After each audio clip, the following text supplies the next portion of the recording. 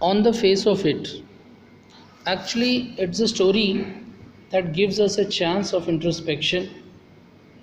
It teaches us that we should observe what kind of attitude or views or behavior do we present for our handicapped people in our society. Story start होती है, एक बच्चा है 14 years का जिसका नाम है dairy. Dairy जा रहा है कहीं पे और बाकी बच्चों की तरह जैसे क्यूरियोसिटी होती है, रास्ते में एक घर दिखता है, वहाँ काफ़ी फ्रूट्स के ट्रीज़ लगे हुए हैं और वो वॉल को जंप करके अंदर आ जाता है।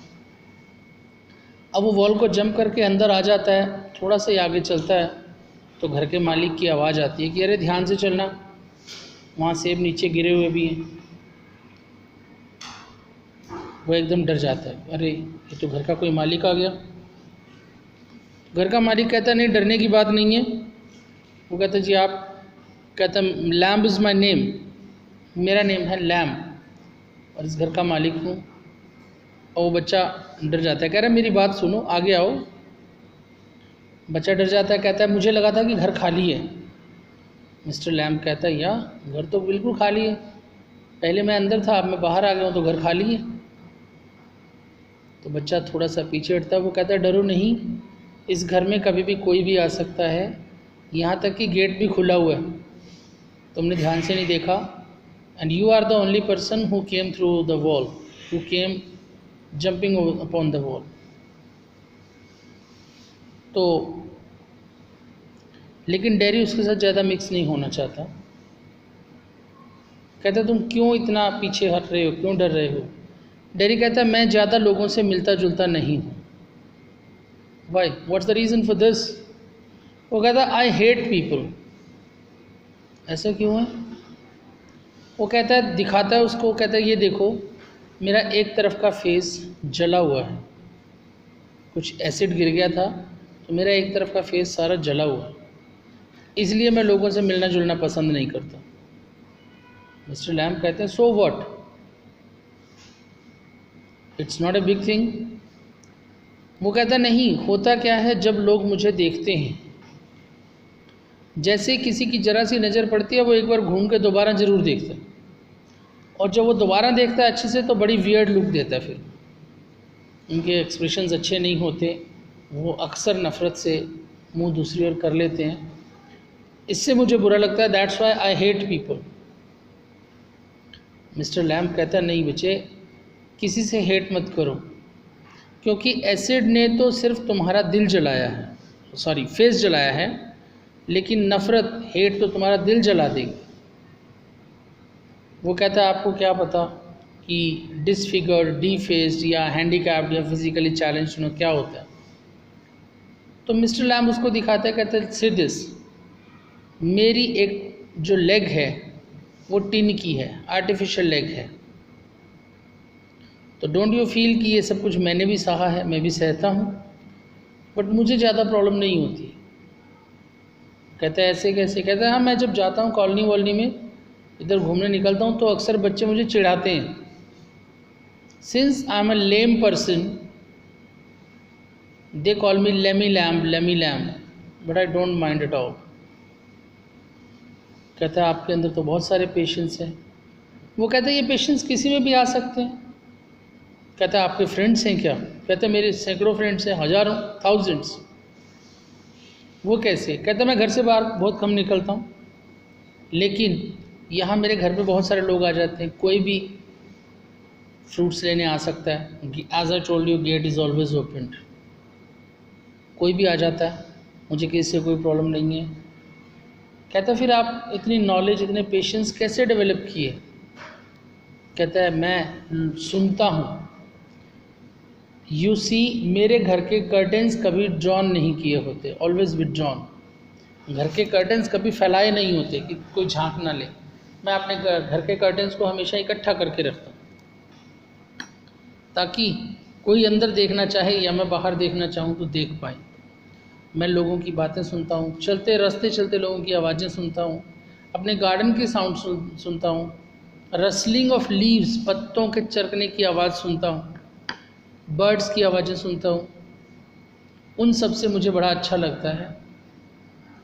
तो कहता है लेकिन मैं क्या करूँ, जब लोग मुझे ऐसी लुक देते हैं, हम जो फिज़िकली चैलेंज लोग हैं, जब लोग उनके साथ ऐसा बिहेव करते हैं तो हमारे पास नफ़रत करने के सिवाय कोई और जरिया, कोई और साधन, कोई और रास्ता नहीं रह जाता। तो मिस्टर लैम्ब कहते कोई बात नहीं, तुम उनको इग्नोर करो, फॉरगेट देम। जो वो कहते हैं, जो वो बोलते हैं, जैसा वो देखते हैं, उनको करने दो और मस्त रहो। अब डेरी को मिस्टर लैम्ब की बात पसंद आती है। कहता है हाँ जी, you are the very first person जिसकी बात मुझे अच्छी लगी, और अब कुछ ज़ील आ रही है, ज़िंदगी को जीने की अच्छी सोच आ रही है। तभी मिस्टर लैम्ब उसको पूछते हैं कि अरे have you told at your home you are here, तुम्हारे घर पे बताया, तुम्हारे घर पे पता है कि तुम यहाँ पे हो? तो डेरी को याद आता है कि नहीं, मैं अपने घर पे तो बता के नहीं आया। तो कोई बात नहीं, मैं बस अभी जाता हूँ और अभी गया और अभी बता के आ जाता हूँ। डेरी कह के चला जाता है। यहाँ जब डेरी जा रहा है तो मिस्टर लैम्ब एक बहुत बड़ी बात कहते हैं, बहुत बड़ा मैसेज है इस स्टोरी का, और may be it's an ironical statement. वो कहते हैं कि हम जैसे लोगों को हर कोई कह के जाता है कि हम आएंगे, लेकिन आता कोई नहीं।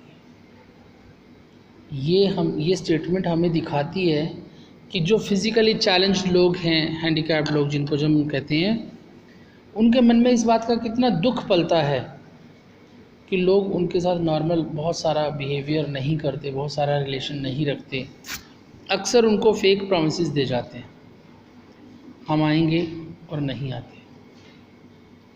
He feels very bad. Still dairy अपनी जगह सही है।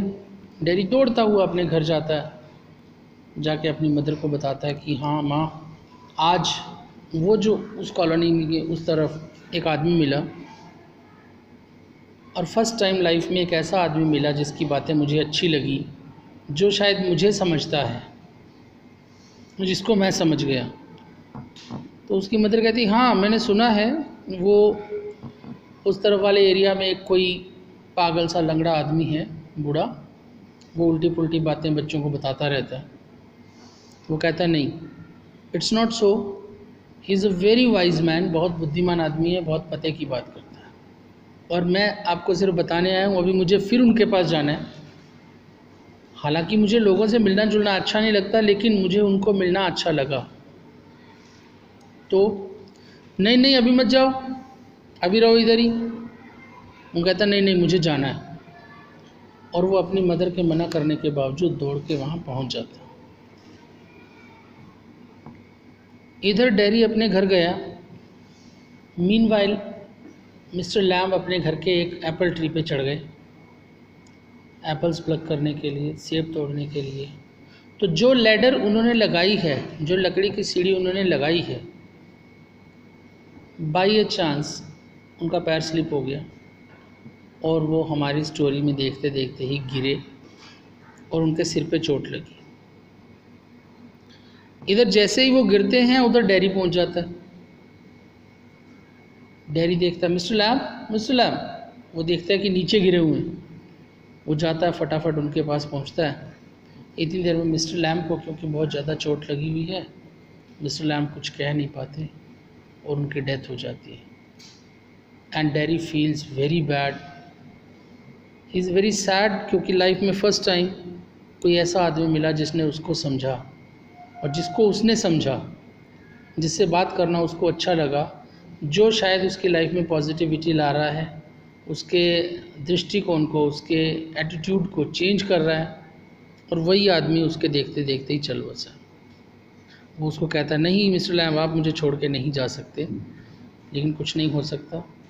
मिस्टर लैम्ब एक्सपायर हो जाते हैं, और डेरी दोबारा वही अकेलापन, वही उदासी महसूस करता है। ये स्टोरी हमें दिखाती है कि फ़िज़िकली चैलेंज्ड लोग कैसा फील करते हैं, उनको हमारे